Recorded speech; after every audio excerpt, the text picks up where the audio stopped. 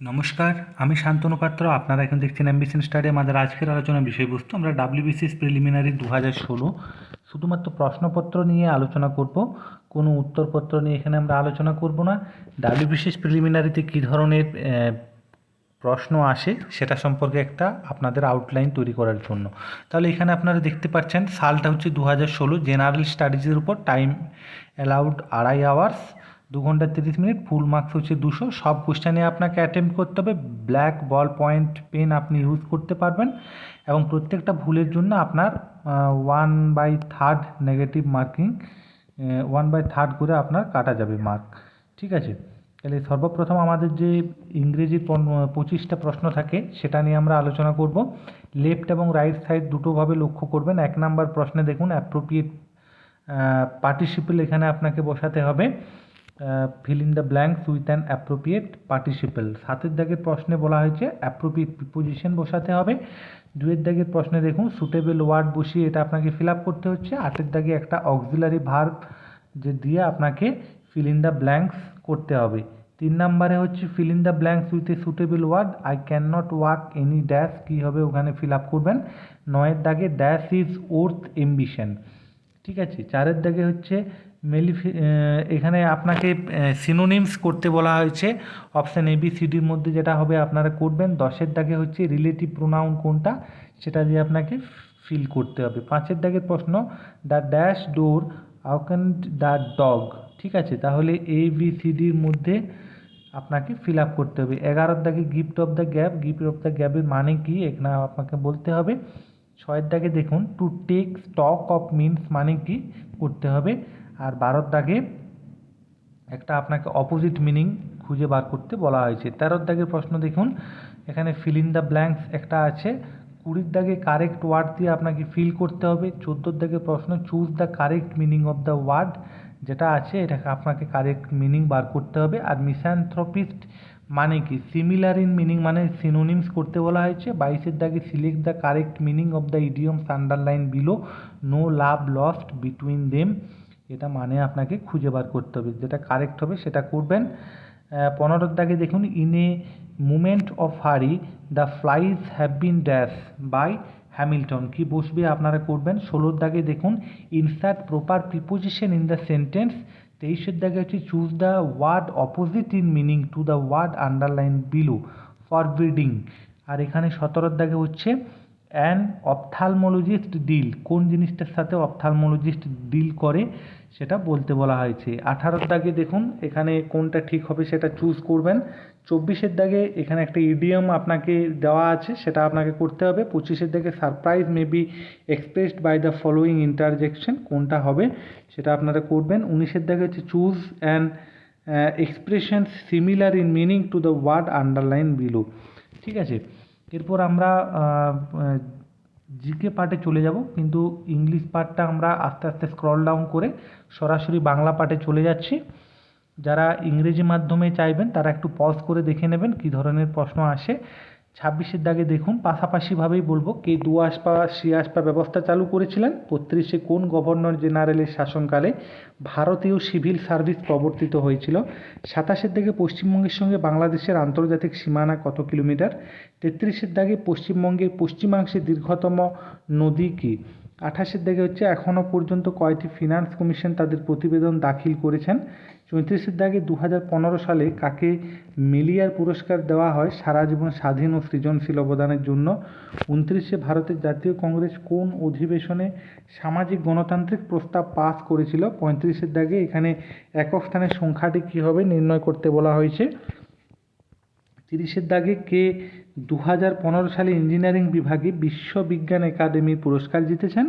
36 এখানে একটা দেখুন জিআই আছে, আপনারা এটা করবেন। 37 দাগেতেও একটা জিআই দেওয়া আছে, এটা নির্ণয় করতে হবে। 31 দাগে হিস্ট্রির প্রশ্ন 1621 খ্রিস্টাব্দে ইংরেজরা ভারতের মাটিতে প্রথম কোথায় ঘাঁটি গেড়েছিল।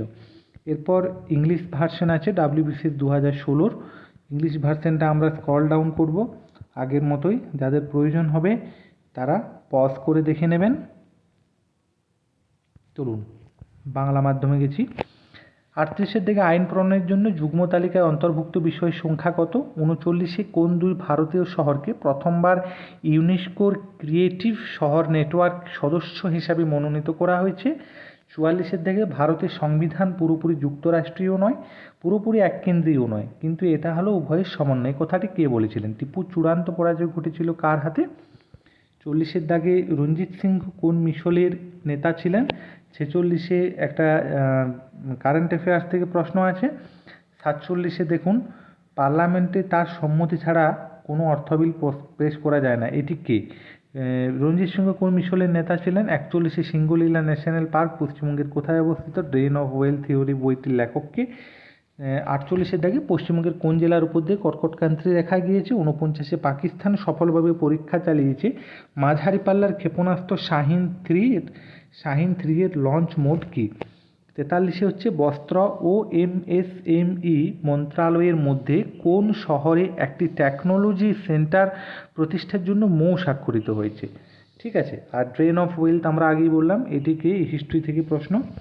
ইংলিশ প্রশ্নটা আমরা আবারও ধীরে ধীরে স্ক্রল ডাউন করে নিচ্ছি, সরাসরি বাংলা প্রশ্নে চলে যাব। হিস্ট্রির থেকে মনে রাখবেন 50 নাম্বারের মতো প্রশ্ন থাকে, সব থেকে বেশি ইতিহাস থাকে, সেই জন্য ইতিহাসে খুব বেশি জোর দিতে হবে। আপনারা আমার চাইলে প্লেলিস্টে অনেক ইতিহাসের প্রশ্ন আসে ডাব্লিউবিসিএস রিলেটেড, আপনারা চাইলে সেখানে দেখে নিতে পারেন বিগত বছরের কোন প্রশ্নগুলো সঠিক উত্তর হবে। 50-এর দাগে নিম্নলিখিত কোন ধর্মের জন্য কৌশিক নল বেয়ে জল উঠে যায়? আন্দামান নিকোবর দ্বীপপুঞ্জ 1944 খ্রিস্টাব্দে অস্থায়ী আজাদহিন্দ সরকারের অধীনে প্রথম ভারতীয় স্বাধীনতাপ্রাপ্ত ভূখণ্ডর পুনর্নামকরণ কী করা হয়েছিল? 56 পশ্চিমবঙ্গের কোন জেলায় সবচেয়ে বেশি তামাক উৎপাদন হয়? আর সৌরশক্তির উৎস কী? তার নিচে আছে 58 দাগে দেখুন, নতুন সুয়েজ ক্যানাল প্রজেক্ট সম্বন্ধে কোনটি ঠিক নয়, অর্থাৎ যেটি ভুল সেটি আপনাকে নির্বাচন করতে হবে। 59 ভারতের সেবা সমাজের প্রতিষ্ঠাতাকে? নিম্নের করগুলির মধ্যে কোনটি কেন্দ্রীয় সরকারের এখতিয়ারভুক্ত? 52 দাগে। 53 দাগে সমতল দর্পণের প্রতিবিম্ব কী রকম? এরপর দেখুন 60-এর দাগে আছে কবে কার অধিনায়কত্বে আইএনএ আনুষ্ঠানিকভাবে গঠিত হয়েছিল? 61 এক্স রশ্মি কী, এর নেচারটা কী? 54 দাগে হচ্ছে 10ই ডিসেম্বর 2015 সালে মানবাধিকার দিবস কোন থিমের উপর পালিত হয়? আর 55 বলা হয়েছে দেশভাগের সময় ভারতে কতগুলি সামন্ত রাজ্য ছিল। এরপর আমরা ইংলিশ পার্টটাতে ছেড়ে চলে যাব, আর সাথে সাথে বলবো যে ইতিহাসে যে 50 নাম্বারের প্রশ্ন থাকে তার সাথে সাথে ভূগোলের জন্য থাকে 25টা প্রশ্ন, এইগুলো কিন্তু থাকবেই। আর সংবিধান এবং অর্থনীতি নিয়ে থাকে 25টা, এবং সব থেকে যেটা একবার বেশি দেয়, 25টা বলা থাকে কিন্তু এক দুবার বেশিও দিয়ে দেয়, সেটা হচ্ছে কারেন্ট অ্যাফেয়ার্স। ফলো করবেন ভালোভাবে। 62-তে একটা কারেন্ট অ্যাফেয়ার্স আছে, আর 63-তে দেখুন সংবিধানের ধারা সম্পর্কে প্রশ্ন আছে। 69-এ নিচের কোনটিকে লাফিং গ্যাস বলা হয়? আর 63-তে বলা আছে 1932-এ কমিউনাল অ্যাওয়ার্ড কে ঘোষণা করেছিলেন? 64-তে একটা ধারা সম্বন্ধীয় প্রশ্ন। আর অভিনেতা দিলীপ কুমার সম্বন্ধে কোনটি ঠিক নয়? 70-এর দাগে। 65-তে হচ্ছে তাপমাত্রা বৃদ্ধির সঙ্গে সঙ্গে কোনো অর্ধপরিবাহীর রোধ কেমনভাবে পরিবর্তন হয়? হিন্দ মজদুর সংঘের প্রতিষ্ঠাতাকে? 72-এ ভারতের জাতীয় আন্দোলনের চরমপন্থী মত ও পথের উত্থানের প্রত্যক্ষ কারণ কী ছিল? তাপমাত্রা বৃদ্ধির সঙ্গে সঙ্গে অর্ধপরিবাহী রোধ কেমনভাবে পরিবর্তন হয়? 65। 66-তে কোন বৎসর সুভাষচন্দ্র বসুর জার্মানিতে মহানিষ্ক্রমণ ঘটেছিল? 67-তে হচ্ছে কে বারভাইস সভা সংগঠিত করেছিল? 73-এ নিম্নলিখিত কোন বলটি সংরক্ষী বল নয়? ঠিক আছে। এরপর দেখুন ইংলিশ প্রশ্নটা আমরা স্ক্রল ডাউন করব আগের মতোই, পজ করে দেখে নেবেন যাদের প্রয়োজন হবে। তবে ইংরেজিটাও অ্যাটেম্প করা ভালো, তার কারণ ডাব্লিউবিসিএস মেনের এক্সাম কিন্তু ইংরেজির উপরেই থাকে। প্লাস্টিক শিল্পে ব্যবহৃত পিভিসি কথার অর্থ কী? তার নিচে আছে ভারতবর্ষের সর্বাধিক পতিত জমি রয়েছে কোন স্টেটে? 104-এ হরপ্পার কোন অঞ্চলে ধান চাষের সঙ্গে যুক্ত নাগাল্যান্ডের পাহাড়গুলি দ্রুত অনুর্বর হয়ে পড়ছে, এর কারণ কী? 100-তে একটা জিআই আছে। 106-এ স্বরাজ দল কোন নির্বাচনে অংশগ্রহণ করেছিল? 101-এও একটা জিআই দেওয়া আছে। এই জিআইগুলো খুব সহজ, একটু চেষ্টা করলেই পারবেন। 107-এ কে সোমপ্রকাশ সংবাদপত্রটি শুরু করেন সেটা জানতে চাওয়া হয়েছে। 102-এ ভারতীয় সংবিধানে কোন ধারায় বলা হয়েছে, অর্থাৎ এটা একটা ধারা সম্বন্ধীয় প্রশ্ন। ধারা সম্বন্ধে অনেকগুলো প্রশ্ন থাকে সংবিধানের উপর। 103-এ হচ্ছে ক্লোরোফিলে কোন ধাতু আছে। 108-এ একটি হ্রস্বদ্বী বা উদ্ভিদের দিবাদৈর্ঘ্যের সন্ধিক্ষণ যদি 14 ঘন্টা হয় তাহলে এই উদ্ভিদে ফুল ফুটবে যখন দিবাদৈর্ঘ্য হবে কত ঘন্টা। 109-এ হচ্ছে শিল্পের অবস্থান সংক্রান্ত মডেলটিতে ওয়েবার কী ব্যবহার করেছেন। এরপর আমাদের ইংলিশের এটা আমরা স্ক্রল ডাউন করব।